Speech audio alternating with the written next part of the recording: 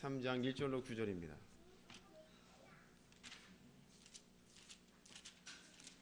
구약성경 레위기 13장 1절로 9절의 말씀을 우리 1절로 8절입니다. 8절까지의 말씀을 한 목소리로 함께 읽겠습니다. 다 찾으셨죠? 같이 읽겠습니다. 시작.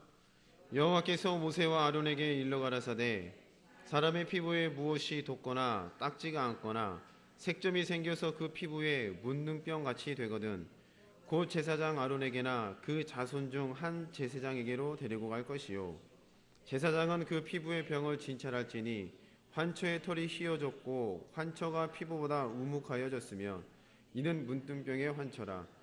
제사장이 진단하여 그를 부정하다 할 것이요 피부의 색점이 희나 우묵하지 아니하고 그 털이 희지 아니하면 제사장은 그 환자를 7일 동안 금고할 것이며 7일 만에 제사장이 그를 진찰할지니 그의 보기에 그 환처가 변하지 아니하고 병색이 피부에 퍼지지 아니하였으면 제사장이 그를 또 7일 동안 금고할 것이며 7일 만에 제사장이 또 진찰할지니 그 환처가 엷어졌고 병색이 피부에 퍼지지 아니하였으면 피부병이라. 제사장이 그를 정하다 할 것이요 그는 옷을 빨 것이라. 그리하면 정하리라. 그러나 정결한 여부를 위하여 제사장에게 보인 후에 병이 피부에 퍼지면 제사장에게 다시 보일 것이요 제사장은 진찰할지니 그 병이 피부에 퍼졌으면 그를 부정하다 진단할 것이라. 이는 문둥병임이니라. 아멘. 레위기 13장 1절로 8절의 말씀을 통해서 우리가 판결이라는 제목을 함께 은혜를 나누고자 합니다. 오늘 레위기서 13장의 말씀은 문둥병에 대해서 하나님께서 규례로 주신 말씀이 언급되고 있습니다. 문둥병이 발생되었을 때에 이스라엘 백성들은 가장 먼저 해야 될 일이 바로 누구를 찾아가느냐? 제사장을 찾아가는 일이었습니다. 그럼 제사장은 하나님께서 주신 법대로 그를 진찰하고 7일 만에 다시 진찰하고 또 진찰하고 또 진찰해서 문둥병이다 아니면 피부병이다라는 것을 판결을 내리는 일을 바로 제사장이 감당을 했습니다. 오늘 여러분들이 이 말씀을 통해서 여러분의 마음 가운데 판결이 무엇인지 그 판결의 뜻하는 바가 무엇인지를 정확히 믿으시고 삶 가운데서 판결하는 자로 사시기를 축복합니다. 아멘. 그럼 여러분의 마음 가운데에 구약 성경에는 제사장만 판결했지만 그게 아니라 오늘 여러분들이 판결하는 자로 이 땅을 살아갈 수가 있을 줄로 믿습니다. 자, 하나님께서 제사장들에게 해놓으신 말씀이 한 곳이 더 있습니다. 구약 성경을 찾아볼까요? 신명기 7장입니다.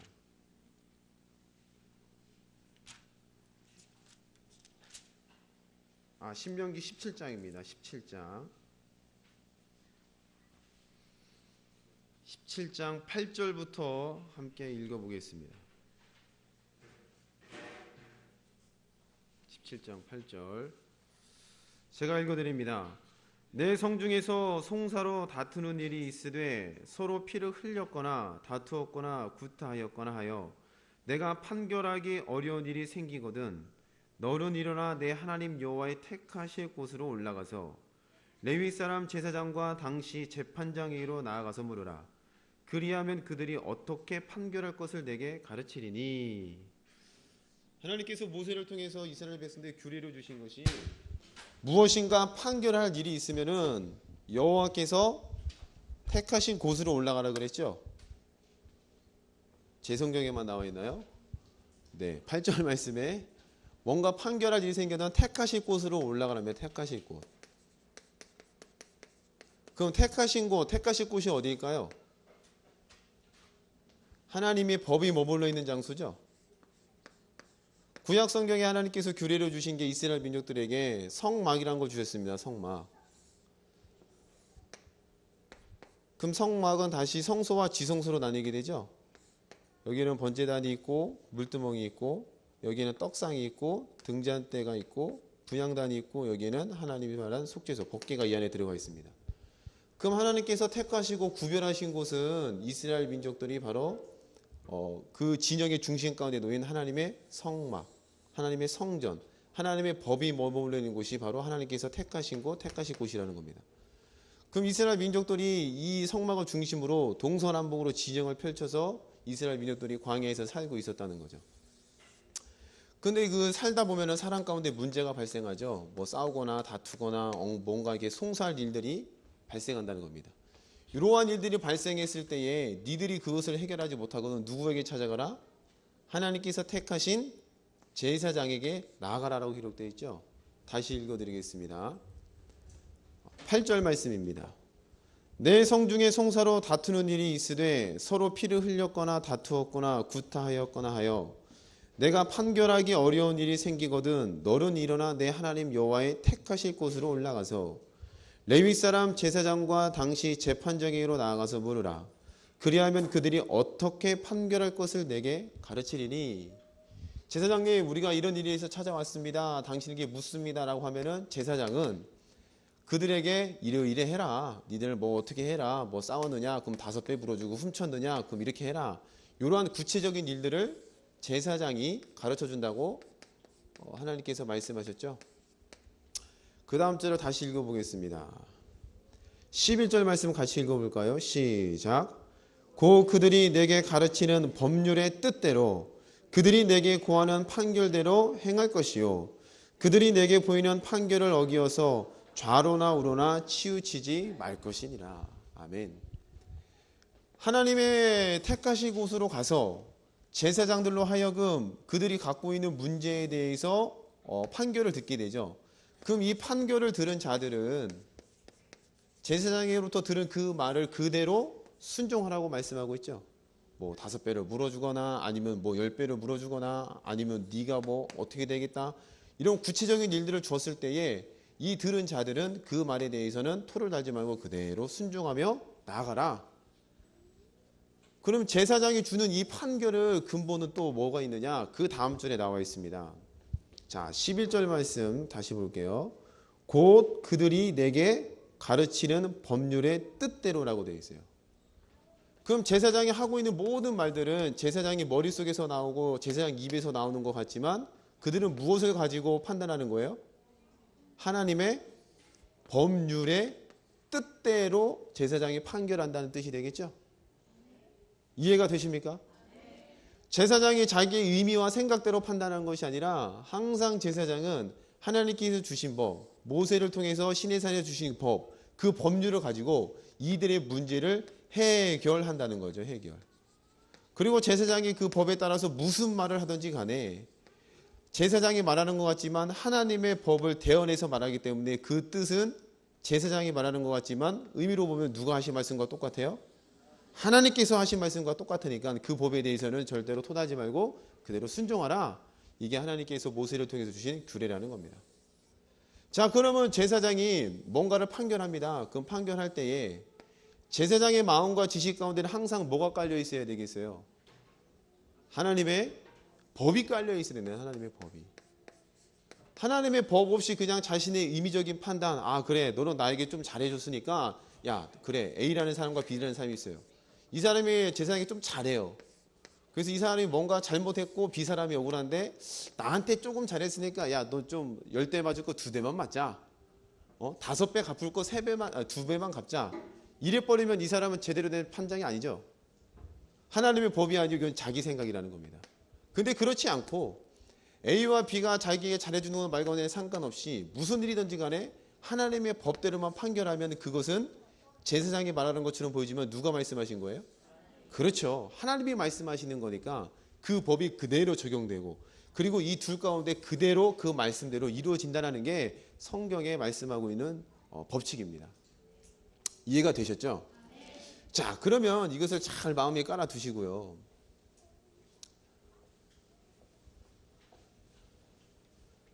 이것을 잘 마음에 깔아 두시고 신약성경의 한 곳을 찾겠습니다. 신약성경에 보니까 예수님께서 이런 일을 하셨어요. 예수님께서 마태복음에 보면 예수님께서 이 땅에 오셔서 배고프실 때 하신 말씀이 무화과 나무가 있었죠. 무화과 나무가. 그래서 무화과 나무에 가서 나에게 무화과 나무를 내놓아라 했는데 무화과 나무가 열매가 있어요? 없어요? 없어요. 그러니까 예수님께서 이 무화과 나무를 향하여 뭘 하셨어요?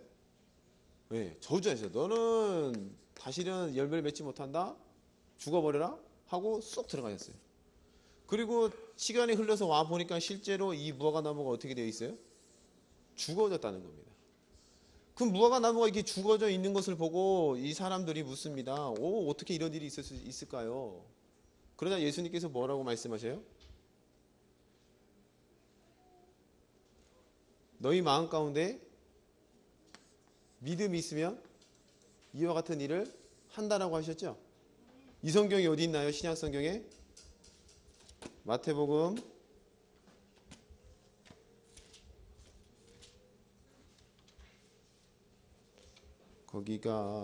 21장쯤에 나온 것 같은데.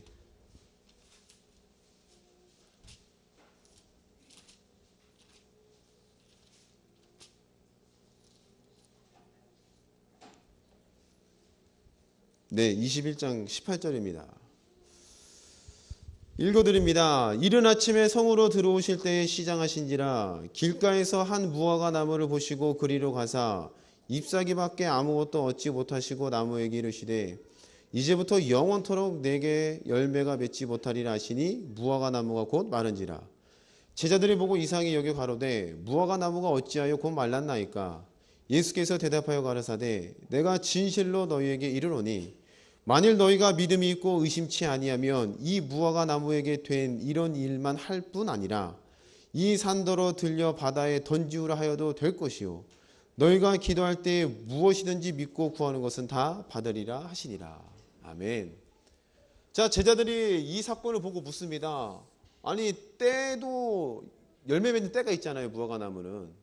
그렇죠? 지금 요즘 가을철이죠. 가을철 되니까 어제도 애들이 보니까 도토리 갖고 놀더라고요. 근데 도토리가 열매가 맺힌 시기가 바로 가을입니다. 근데 예수님께서 배가 고프셔서 지나간 그때가 무화과 나무가 열매를 맺는 때예요, 못 맺는 때예요? 못 맺는 때라는 겁니다. 그럼 못 맺는 그때에 예수가 열매를 내라 하면 이건 상식적으로 맞아요, 틀려요? 안 맞는다라는 거죠. 우리가 가을철이 아니라 봄에 가서 내가 길을 가다가 사과를 먹고 싶다 이래서 사과를 내라. 그 말이 돼야 안 돼요? 그럼 세상 사람 봤을 때 이것은 무슨 짓이라 그래요? 그렇죠. 예. 미친 짓 아니에요, 미친 짓. 넌 제정신 아니야, 또라이구나. 철마다 주는 일인데 왜 사과를 이때 달라고 하느냐? 그럼 예수님께서 지나가면서 하시는 그 말이 상식적으로 보면 맞아요, 틀려요? 안 만든다는 겁니다. 근데 걷다 대놓고 예수님께 또 뭘 하셨어요?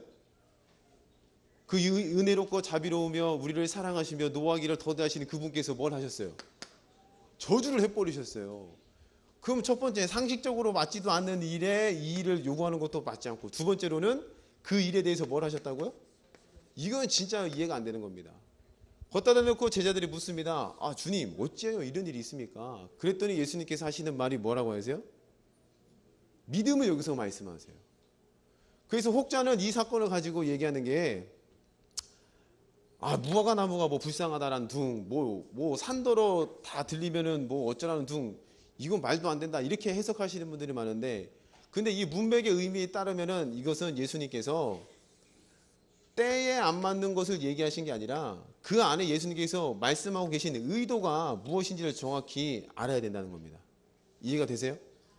자, 이제 이 의도를 설명을 드릴 테니까 정신을 바짝 차리고 이해하셔야 됩니다. 조금 이해하기가 힘드실 텐데 대하나로교회 선도는이라면 다 이해하실 줄로 믿습니다. 예, 좀 아멘 소리가 작아지셨어요. 어렵다고 하니까. 자, 예수님께서 원래는 어디 계셨습니까?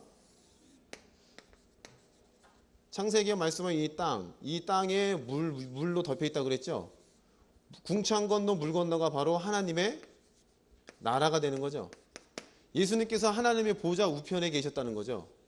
여기서 때가 되어서 육신의 몸을 입고 이 땅 가운데 내려오셨다는 겁니다. 그럼 예수님께서 처음 계셨던 장소는 전능하신 하나님이 계신 곳, 그곳에서 영생하시는 분, 거기에서 예수님, 하나님의 아들의 존재로 이 땅을 다스리고 이 땅에서 하나님과 함께 계셨다는 겁니다. 이해가 되시죠? 그럼 그 분께서 때가 되어서 하나님의 구원의 계획에 따라서 육신의 몸을 입고 이 땅 가운데 오셨어요.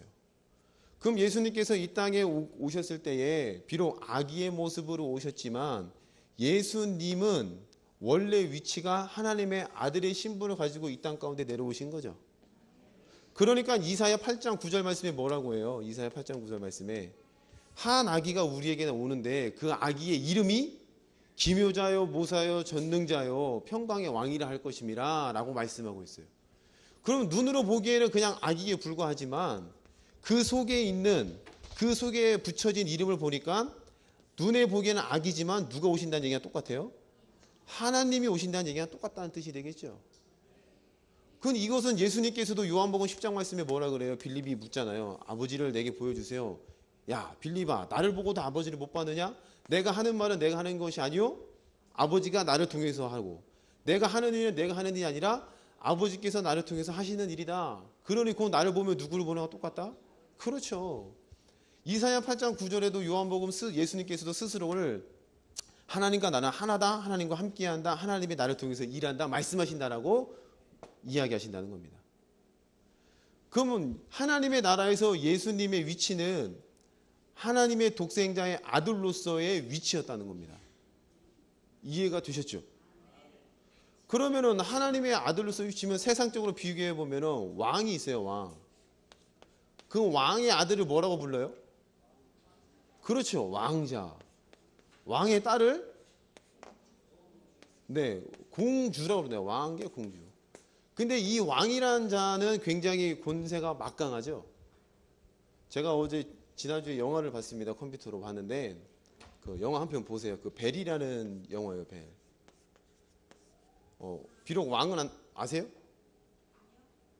다이빙 벨 아니에요. 그냥 벨이에요.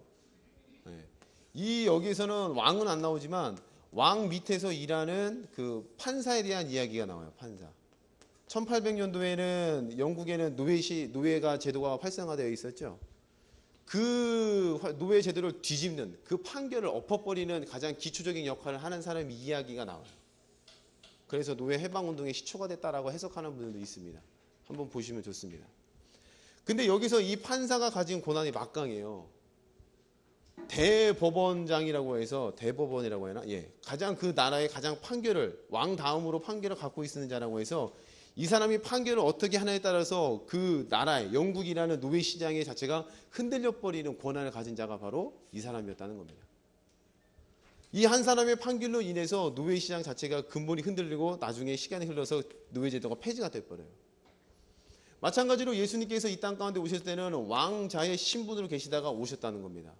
비록 육신의 몸을 입었을지라도 천군 천사가 그를 수종들며 이 땅에 있는 모든 것들도 예수님 앞에 무릎을 꿇는 그러한 신분으로 이 땅 가운데 내려오셨다는 거죠. 그러니 신약 성경에 보니까 예수님께서 풍랑에 있는 바다를 건너갈 때에 왕자의 신분으로서 하나님과 함께 가니까 풍랑이 예수님을 어떻게 할 수가 없다는 겁니다. 물 위를 걸을 때에 우리는 물에 빠지지만 하나님, 이 땅을 창조하신 하나님의 아들의 신분으로서 하나님과 함께하는 자로서 그 길을 걸어가니까 피조물이 예수님을 떠받든다는 거죠. 이해가 되셨습니까? 이런 분이 이 땅 가운데 오셨다는 거예요. 그럼 아까 무화과 나무에게 열매를 내놓으라고 이야기했을 때는 예수님의 마음 가운데는 비록 육신의 몸이고 세상적인 기준으로 보면은 때가 아니에요, 때. 아직 열매 맺을 때가 아니라는 겁니다. 근데 하나님의 나라에서는 때가 있어요, 없어요? 없습니다. 왜? 시간도 없고, 그렇죠? 가난도 없고 아무것도 없고 수고와 땀도 없기 때문에. 에스겔서 말씀해 보니까 막 계속 열매가 나온다고 말씀하고 있죠. 예수님은 그 나라 가운데서 언제든지 열매를 따먹고 언제든지 열매를 요구하면 내줄 수 있는 그런 환경 가운데 계시다가 이 땅 가운데 오셨다는 거죠. 이해가 되셨어요? 그러면 그런 분이 무화과 나무에게 열매를 요구할 때 그 열매의 요구는 이 땅의 지식으로는 미친 짓이지만 하나님 나라의 기준의 지식으로 보면 맞아요, 틀려요? 맞다는 겁니다. 이해가 되셨습니까? 땅의 지식으로는 정말 손가락질 받아 마땅한 저거 이거 아니냐, 귀에 꼭 꽂고 다닌다, 이렇게 판단을 맞은 일이지만 하나님의 나라의 기준에 대해서 보면은 마땅히 되는 일이라는 겁니다. 그럼 예수님은 겉으로 봤을 때는 육신의 몸이고 겉으로 봤을 때는 아기의 모습으로 왔지만 내면에 갖고 계신 예수님의 지혜와 지식의 기준은 다 뭐였어요? 왕자의 지식과 하나님과 함께하는 기준과 지식을 항상 가슴에 품고 있었다는 뜻이 되겠죠. 그리고 그런 지식을 가진 자가 요구를 합니다. 무화과 나무를 내놔라. 그럼 그건 마땅한 요구예요? 미친 요구예요? 그렇죠. 이해가 되셨습니까? 그럼 무화과 나무 입장에서는 참 억울하겠죠. 아니 웬걸 난 이 땅에서 살고 있는데 갑자기 열매를 내들어가니. 비록 그럴지라도 하나님 나라의 지식의 기준으로 보면 마땅히 열매를 내야 된다는 거죠. 그럼 예수님께서 그 무화과 나무를 향하여 저주하셨을 때 무화과 나무가 말라버렸다는 겁니다. 그럼 이것은 어떠한 믿음을 가지고 하신 거예요? 나는 하나님의 나라의 왕자의 하나님과 함께하는 자로서 그 권세와 믿음을 가지고 이 땅에서 요구했다는 겁니다. 그럼 제자들에게 너희는 믿음을 가지래요. 믿음. 그럼 그 믿음이 어떤 믿음이에요? 하나님 나라의 지식이 내게도 적용된다는 믿음. 예수께서 무화과 나무를 향하여 때가 안 맞아요. 근데 내놔 라고 이야기할 수 있는 그 신분에 대한 믿음. 아멘. 오늘 저와 여러분들이 예수를 믿는 믿음으로 말미암아 하나님의 자녀가 되었다고 성경은 말씀합니다. 하나님의 자녀가 되었다는 그 신분, 요 히브리서 2장 말씀해 보니까 자녀가 되었을 뿐만 아니라 거룩하게 하시는 자와 거룩하게 함을 입은 자들이 한 근원 똑같다는 겁니다. 이제는 예수께서 여기서 출발돼서 오신 것처럼 우리도 여기에서 출발되어 왔다는 거예요. 그럼 예수께서 여기서 출발되어 오실 때 갖고 계셨던 믿음의 지식과 그 믿음의 뜻들이 언제든지 열매를 요구할 수 있는 믿음과 지식이었다면, 나도 여기서 출발되었다면 이 땅에서 살아가는 나의 믿음의 수준이 어떠해야 되겠어요? 그렇죠? 그럼 여러분들이 오늘 당장 돌아가셔서 열매 맺지 않는 나무를 향하여 열매를 내놔라라고 해야 돼요? 안 해야 돼요? 근데 다들 웃고 계시죠? 하셔야 됩니다. 아멘? 예수님은 그런 믿음을 가지라고 우리에게, 제자들에게 말씀하셨다는 거예요. 이해가 되셨죠? 자, 그러면 베드로전서 2장 말씀에 보니까 이러한 것들을 사도 베드로가 잘 정리를 해서 이야기해 놨어요. 우리 베드로전서 2장을 찾아보겠습니다. 신약성경 베드로전서 2장입니다.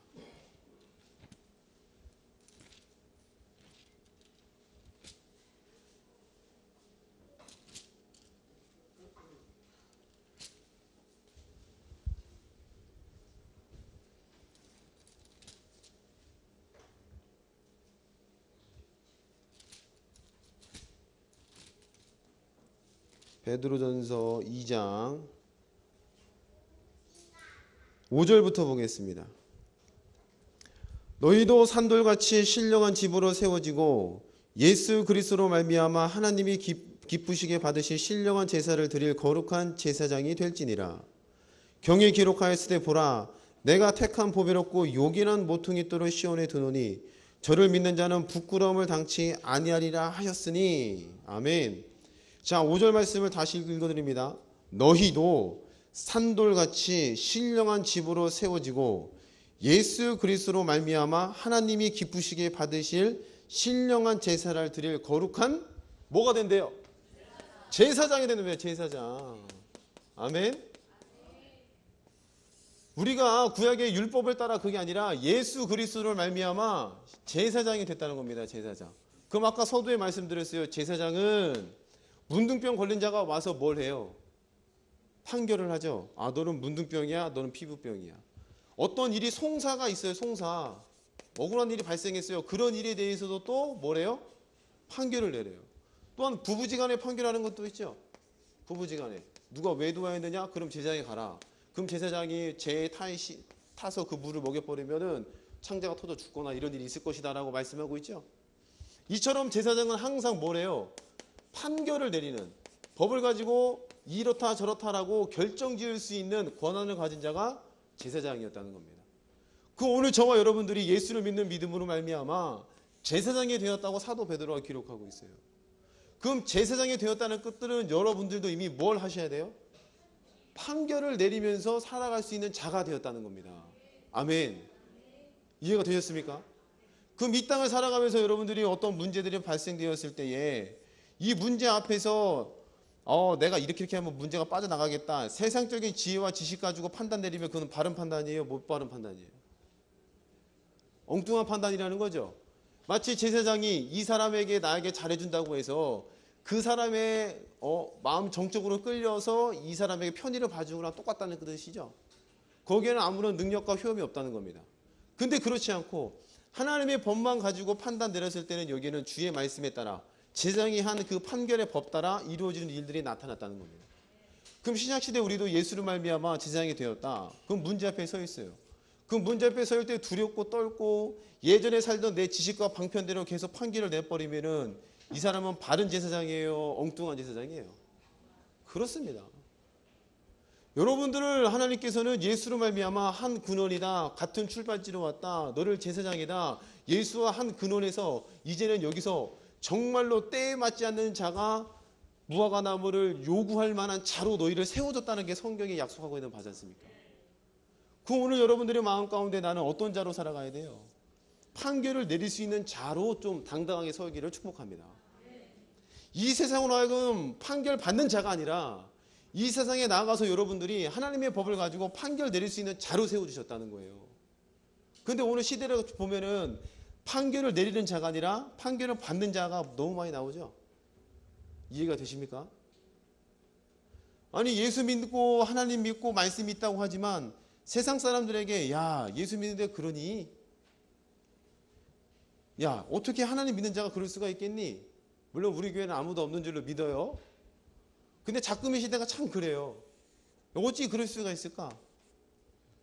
여러분 요며칠 기사 보셨겠지 모르겠지만 목사님들께서 뭐 칼부림 나셨다고 성령의 검을 가지고 칼부림을 마셔야 되는데 왜 이거 칼을 가시는지 참 안타깝습니다. 그죠? 저도 그럴 가능성이 있는 사람이기 때문에 뭐라고 말 못합니다. 저도 부족한 자니까. 근데 이 시대는 항상 우리는 하나님의 말씀을 가지고 판결할 수 있는 자로 세워주셨다는 거예요. 그런데 어쩌자고 지금은 자꾸 판결받는 자로 가는 겁니다. 그럼 하나님의 마음이 기쁘실까요? 슬프실까요? 세상을 향하여 판결하고 세상을 대해서 여러분들이 죄를 사해 줄 수 있는 권한도 있다고 주님께서 말씀해 주셨잖아요. 이해되세요? 부활하신 후에 제자들에게 나타나서 성령을 받으라. 너에게 뭐가 있다? 죄사함의 권세. 그럼 죄사함의 권세라는 것은 죄를 사한다는 것은 판결을 내린다는 거예요. 아멘? 죄를 사한다는 것은 법에 따라 제사장 죄를 졌으니까 넌 제사를 드려. 판결이잖아요. 이 세상을 향해서 여러분들이 예수의 복음을 가지고 십자가에 들어가지고 판결, 당신의 죄가 용서되었습니다. 그가 복음을 받아들이면 죄사함의 용서의 복음이 적용되는 거니까 여러분들은 그 사람을 이 세상에 대해서 뭐 하는 자로 서 있는 거예요? 판결을 내리는 자로 서 있는다는 겁니다. 그렇게 하나님께서 엄청난 값을 치르고 우리를 귀중한 자리에 올려놓으셨는데 어쩌자고 우리는 맨날 세상적인 기준과 아니면 세상에 지탄받는 자리에 가 있으면은 얼마나 하나님 마음이 아프시겠어요? 답답하시겠다는 거죠. 오늘 저와 여러분들이 판결하는 자로 세워준 줄로 굳건히 믿으시기를 소망합니다. 그리고 판결하는 자에 걸맞게 말과 행동을 갖춰 나가시기를 축복합니다. 아멘? 말을 한마디 하더라도 판결하는 자로. 그 벨이라는 영화 아까 말씀드렸는데 여기서 참 저도 감명 깊은 게 뭐 기독교 이런 거 아니에요.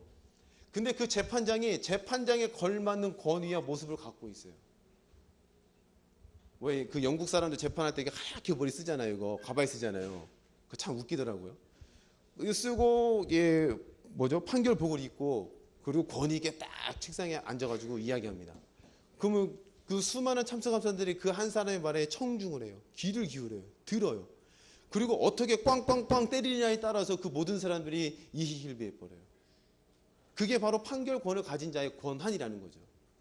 오늘 여러분들이 여러분 스스로를 봤을 때 나는 미천한 자 같고 나는 부족한 자 같고 그렇게 느껴질지 모르겠지만 하나님께서 여러분을 보실 때는 판결하는 자로 세우셨다는 거예요. 시편 말씀에 뭐라고 되어 있어요? 여호와가 재판장이 재판장들의 회의를 가졌다고 기록되어 있죠. 오늘 여러분들이 그 모임 가운데 들어가 있는 자라는 겁니다. 그럼 그에 걸맞는 말과 행동을 하시면서 문제가 발생해도 하나님의 법대로 판결되면 주의 말씀의 법은 없어져요, 사라져요? 없어지지도 않고 사라지지도 않고 시대가 아무리 흘러도 그 말씀의 뜻에 담긴 뜻을 이루어내니까 어떤 상황이 와도 여기도 하나님의 법대로만 판결할 수 있는 지식만 내가 갖추고 있다면 여러분들이 여러분의 앞길을 스스로 알 수 있다는 겁니다. 그게 판결하는 자의 권한이라는 거예요. 그리고 그게 믿음으로 잡혀 있으면 이제 다른 사람들을 보면 이제 판결이 돼야 한대요. 되겠죠? 이해가 되십니까? 그러니까 문제 발생할 때 어디 기도의 자리로 가서 응답 들려 하지 마시고 환상 들으려 하지 마시고 보려 하지 마시고 어디로 가셔야 돼요? 내 속에 누가 와 계신지 하나님께서 나를 어떤 자로 만들어 주셨는지 그 사실을 먼저 꽉 붙잡으시기를 소망합니다. 그리고 그에 따라서 말씀에 따라 믿음을 가지고 판단의 그 법대로 하나님께서는 반드시 이루실 줄로 믿습니다. 할렐루야. 아멘. 여러분 좀 자부심을 가지세요. 어깨 피시고. 고린도 말씀에 사도 바울이 그랬잖아요. 나는 무명한 자 같으나 유명한 자요. 나는 가난한 자 같으나 뭐래요? 부유한 자라는 겁니다. 세상 사람들이 나를 좀 이렇게 본다 할지라도 여러분 속에 누가 와 계세요? 여러분은 재판장이고 여러분은 판결자입니다. 그런 당당함을 가지고 이 땅 가운데 살아가시면서 이 판결을 그대로 이뤄낼 수 있는 우리 하나님께 모든 성도 되기를 축복합니다. 우리 옆에 분과 인사합시다. 자기 자리 좀 잘 지킵시다. 한 번 더 인사합시다. 정신 좀 차립시다.